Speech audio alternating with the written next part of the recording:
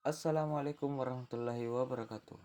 Perkenalkan, nama saya Andi Aslam Hafiz dari kelas 2C Ekonomi Pembangunan. Di video kali ini, saya akan menjelaskan tentang pemurnian dan pembaharuan di dunia Islam. Yang pertama yang kita harus ketahui adalah kemampuan yang diharapkan, yaitu mampu menjabarkan sejarah Islam di Indonesia, mampu menjelaskan kemampuan peradaban Islam dalam berbagai bidang, mampu menjelaskan sebab-sebab kemundurannya, mampu menjelaskan perlu pemurnian dan pembaharuan, mampu menjelaskan siapa tokoh-tokoh pembaharuan dalam dunia Islam. Lanjut, pemurnian dan pembaharuan di dunia Muslim, yaitu pertama ialah kemajuan peradaban Islam dalam berbagai bidang. 2. Sebab-sebab kemundurannya. 3. Perlunya pemurnian dan pembaharuan. 4. Tokoh-tokoh pembaharuan dalam dunia Islam. Adapun sebab-sebab kemajuan peradaban Islam pada masa kejayaan yaitu terjadinya asimilasi antara bangsa Arab dengan bangsa lain, banyaknya gerakan penerjemah, banyaknya perpustakaan yang menjadi pusat kajian ilmu pengetahuan, stabilitas pertumbuhan ekonomi dan politik, pluralistik dalam pemerintah dan publik. Adapun kemajuan peradaban Islam dalam berbagai bidang. Menurut Harun Hasution pada tahun 1985, 86 sampai 68 dan Naruzaman Siddiq pada tahun 1983 sampai 66 68.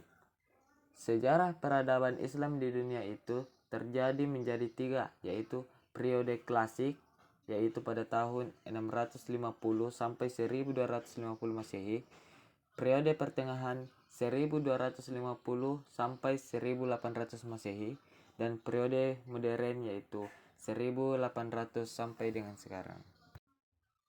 Ada pula periode klasik seperti pada contoh berikut.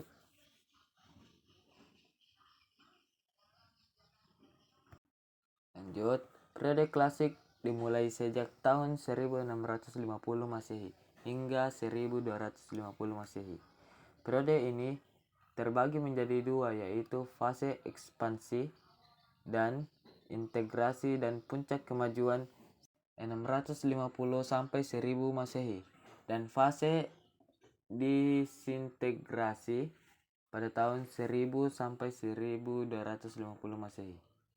Setelah wafatnya Nabi Muhammad SAW, pergantian pemimpin pun silih berganti, dimulai dari Abu Bakar As-Siddiq 632 sampai 634 Masehi, Umar bin Khattab 634 sampai 644 Masehi, Utsman bin Affan pada tahun 644 sampai 656 Masehi, dan Ali bin Abi Thalib yaitu 656 sampai 661 Masehi. Setelah berakhirnya masa kepemimpinan Ali bin Abi Thalib, kemudian dilanjutkan oleh Bani Umayyah 661 sampai 750 Masehi. Nah, pada dinasti Bani Umayyah inilah pemerintah yang tadinya demokrasi berubah menjadi monarkidatis atau kerajaan turun-temurun. Ibu kota negara pun dipindahkan ke Madinah ke Damaskus. Namun, pada zaman ini jugalah terjadi ekspansi besar-besaran. Beberapa wilayah yang berhasil ditaklukkan yakni meliputi Afrika Utara, Palestina, Syria, Spanyol, Irak, Persia, Afghanistan, Pakistan, dan lain sebagainya. Setelah berakhirnya dinasti Bani Umayyah, kemudian diganti oleh Khalifah Abbasiyah.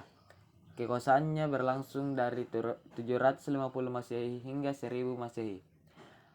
Pada masa pemerintahan Bani Abbas, ibu kota negara yang tadinya Al-Hasimiyah pun dipindahkan ke Baghdad. Tujuannya untuk menjadi stabilitas negara. Pada masa ini, perkembangan ilmu pengetahuan dan kebudayaan perkembangan sangat pesat. Selain itu, banyak juga pembangunan seperti rumah sakit, lembaga pendidikan, keperluan sosial, dan farmasi. Selain itu, banyak juga nih penerjemah buku-buku yang bermunculan. Lanjut, popularitas dinasti Abbasiyah mencapai puncaknya di zaman Khalifah Harun al-Rashid pada tahun 786 sampai 809 Masehi dan putranya Al-Ma'mun pada tahun 813 sampai 833 Masehi. Kekayaannya yang banyak dimanfaatkan Harun al-Rashid untuk keperluan sosial, rumah sakit, lembaga pendidikan, dokter, dan farmasi didirikan. Sejak akhir abad ke-10, muncul sejumlah tokoh wanita di bidang ketatanegaraan dan politik seperti Khaizuran, Ulayya, Zubaidah, dan Bahrun.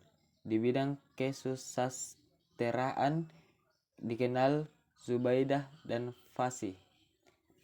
Di bidang sejarah, para ahli sejarah Arab mulai menyelidiki sejarah mereka sendiri, baik beberapa peninggalan yang sudah kabur maupun hanya merupakan penggalan cerita, ataupun yang sudah tertulis dalam bentuk yang sudah disetujui dan cenderung buah daripada sakte keagamaan yang bermacam-macam. Penulisan dan penyusunan sejarah dalam ukuran besar didorong oleh paradigma orang-orang Persia seperti Pahlavi Kudai Namij yang menulis sejarah-sejarah raja. Berdasarkan fakta sejarah, sebanyak 37 khalifah yang pernah menjadi pemimpin pada masa kekuasaan Bani Abbasiyah. Dan masa keemasannya dimulai di antara masa khalifah ketiga Al-Mahdi dan khalifah hingga ke-9 Al-Watsik, dan khususnya pada masa Harun al-Rashid dan anaknya Al-Ma'mun. Setelah itu dinasti Abbasiyah mulai mengalami penurunan dan pada akhirnya runtuh. Nah, sebab-sebab kemunduran Islam ialah Muhammad Abdul menggambarkan kemerosotan tersebut terjadi karena warisan umat Islam yang berharga tidak dipergunakan dengan sebaik-baiknya. Kelemahan kaum muslimin menurutnya disebabkan oleh perpecahan umat Islam menjadi bangsa-bangsa kecil yang beragam sakte, keyakinan, dan saling bertikai demi kesetiaan dan pemimpinnya. Katanya pula, sejarah Islam menunjukkan bahwa nasib yang menimpa kaum muslimin merupakan cobaan dari Allah sebagai hukuman atas ketidaktaatan mereka. Kemunduran masyarakat muslim juga merupakan hukuman yang digambarkan dalam Al-Quran. Menurutnya pula, ini pun disebabkan oleh kebodohan umat Islam dan kesalahan dalam memahami hakikat iman. Banyak perpecahan sektarian, adanya anggapan tentang tertutupnya pintu ijtihad. Ada pula poin-poin penting, diantaranya warisan umat Islam yang berharga tidak digunakan dengan sebaik-baiknya. Kelemahan kaum muslimin menurut disebabkan oleh perpecahan umat Islam terjadi bangsa-bangsa kecil yang beragam sakte, keyakinan, dan saling bertikai demi kesetiaan pada pemimpinnya. Umat Islam tak lagi taat dan banyak melakukan kemaksiatan, kebodohan umat Islam, dan kesalahan dalam memahami hakikat iman. Banyaknya perpecahan sekretariat adanya anggapan tentang tertutupnya pintu ijtihad serta kesalahan pemimpin dalam mengambil arah kebajikan. Lanjut, perlunya pemurnian dan pembaharuan. Secara garis besar, ada beberapa faktor yang mendorong terjadinya proses pembaharuan Islam, yaitu faktor internal, yakni faktor pertumbuhan pragmatis umat Islam yang sangat memerlukan satu sistem pendidikan Islam yang betul-betul bisa dijadikan rujukan dalam rangka mencetak manusia-manusia muslim yang berkualitas, berdakwah, dan beriman kepada Allah Subhanahu wa taala. 2. Faktor eksternal, yakni adanya kontak Islam dengan Barat juga merupakan faktor terpenting yang bisa kita lihat.